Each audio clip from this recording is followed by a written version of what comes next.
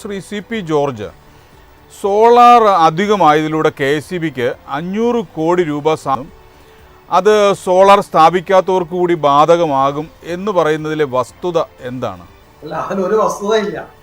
വസ്തുത അതിന് ശരിക്കും പറഞ്ഞാല് നമ്മൾ സോളാർ ഇഞ്ചക്ട് ചെയ്യുമ്പോൾ, ഞാൻ അതൊക്കെ കൂടുതൽ സാങ്കേതികമായിട്ടാണോ എനിക്കറിയില്ല, പ്രായോഗികമായിട്ട് നടക്കുന്ന കാര്യം പറയാം.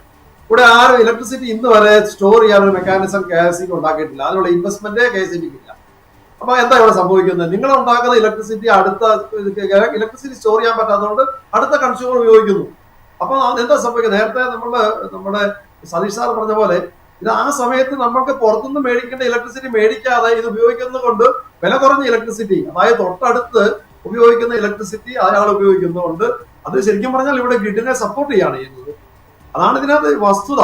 ഇപ്പൊ KSEBക്ക് ഡിമാൻഡിന് പുറത്തുനിന്ന് വാങ്ങിക്കേണ്ട ഇലക്ട്രിസിറ്റി പുറത്തുനിന്ന് വാങ്ങിക്കാതെ ആഭ്യന്തരമായിട്ട് തൊട്ട് അയൽവക്കത്തുള്ള ഒരാൾ ഉപയോഗിക്കുന്ന അദ്ദേഹത്തിന്റെ ഉപഭോഗം കഴിഞ്ഞ് മിച്ചം വരുന്ന ഇലക്ട്രിസിറ്റി അയൽവക്കക്കാരൻ ഉപയോഗിക്കുമ്പോൾ KSEBക്ക് ലാഭമാണ് കിട്ടുന്നത്. ബിക്കോസ് അവർക്ക് ട്രാൻസ്മിഷൻ ചാർജും ഡിസ്ട്രിബ്യൂഷൻ ലോസും ട്രാൻസ്മിഷൻ ലോസും കടത്തിക്കൊണ്ട് കേരളത്തിന്റെ പുറത്തുനിന്ന് ഇലക്ട്രിസിറ്റി വാങ്ങിച്ചുകൊണ്ട് കൊണ്ടുപോകേണ്ട ആവശ്യമില്ല. ഇൻ എഫക്ട് അവർക്ക് ലാഭമാണ് വരുന്നത്. അതോടൊപ്പം തന്നെ അവർ കൺസ്യൂം ചെയ്യേണ്ട ആ ജനറേറ്റിംഗ് സ്റ്റേഷനിലെ വെള്ളം അവിടെ മിച്ചം പിടിക്കുന്നു. അത് പിന്നെ അവർക്ക് ഉപയോഗിക്കാം. അല്ലെങ്കിൽ അവരുടെ തെർമൽ സ്റ്റേഷനിലെ കൽക്കരി അല്ലെങ്കിൽ മറ്റുള്ള ഫ്യൂവൽ എന്താണെന്ന് വെച്ചാൽ ആ ഫ്യൂവൽ അവിടെ മിച്ചം പിടിക്കുന്നു. അതും പിന്നെ ഉപയോഗിക്കാം. പിന്നെ ഇവർക്ക് എന്താണ് നഷ്ടം എന്ന് എനിക്കറിയില്ല. ഈ നഷ്ടം പറയുന്നത് കാര്യം പറയാം. ഇവർക്ക് വരുന്ന നഷ്ടം എങ്ങനെയാണെന്ന് വെച്ചാൽ ഇവരെ പ്രോപ്പർ ആയിട്ട് പ്ലാൻ ചെയ്യുന്നില്ല.